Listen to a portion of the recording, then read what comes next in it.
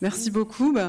En 2 mots, hein, je vais pas, je vais pas monopoliser la parole. Je voudrais juste peut-être vous restituer des choses que j'ai entendues, que j'ai trouvées extrêmement positives, notamment la remarque d'Eddy sur le fait que finalement l'illustration par le ZAI, c'est mieux que l'illustration par le changement de moteur.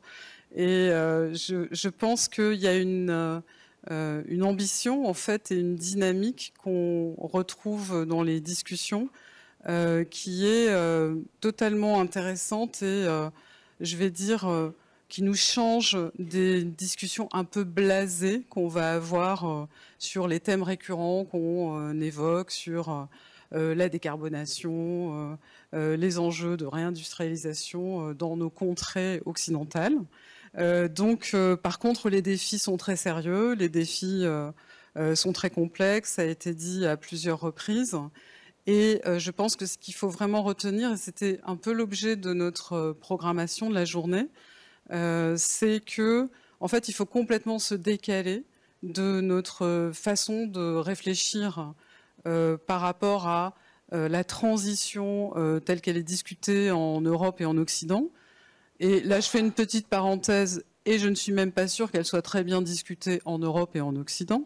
Mais en tous les cas, ça n'est absolument pas une issue que de calquer cette vision et ces trajectoires potentielles au sujet des autres continents, et en particulier donc de l'Afrique, dont on a beaucoup discuté aujourd'hui. Je trouve que c'est très intéressant aussi qu'on ait abordé les enjeux de la décolonisation. C'est un sujet très tabou, en fait. On n'a toujours pas réglé ce problème. On est très loin de l'avoir réglé, quelles que soient les régions, les anciennes colonies, les colonies. Et je pense que, quelque part, c'est un caillou dans notre chaussure dont si nous ne nous en débarrassons pas, eh bien, il y aura des répercussions de génération en génération que nous pouvons constater vraiment sur tous les sujets. Donc j'ai beaucoup aimé aussi, Youba, ta description de l'investissement, l'engagement dans l'Institut.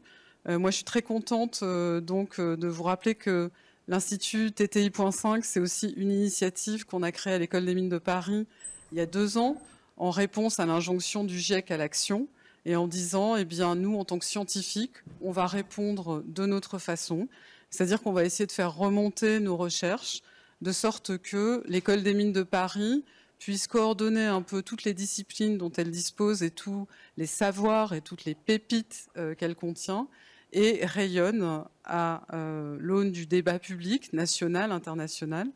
Et je pense que c'est assez exceptionnel, peut-être que vous ne mesurez pas cela, que dans cette institution très ancienne, très conservatrice, on va dire, on est organisé aujourd'hui une journée sur ce sujet, et je pense que ça a vraiment ouvert les horizons de beaucoup de monde.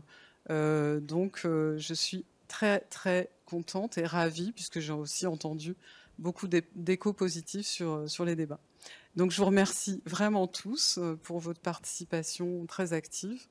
Et voilà, on vous invite l'année prochaine à la fin du mois de mai, et on va vous inventer un nouveau sujet décalé par rapport au reste. Voilà, merci beaucoup à tous.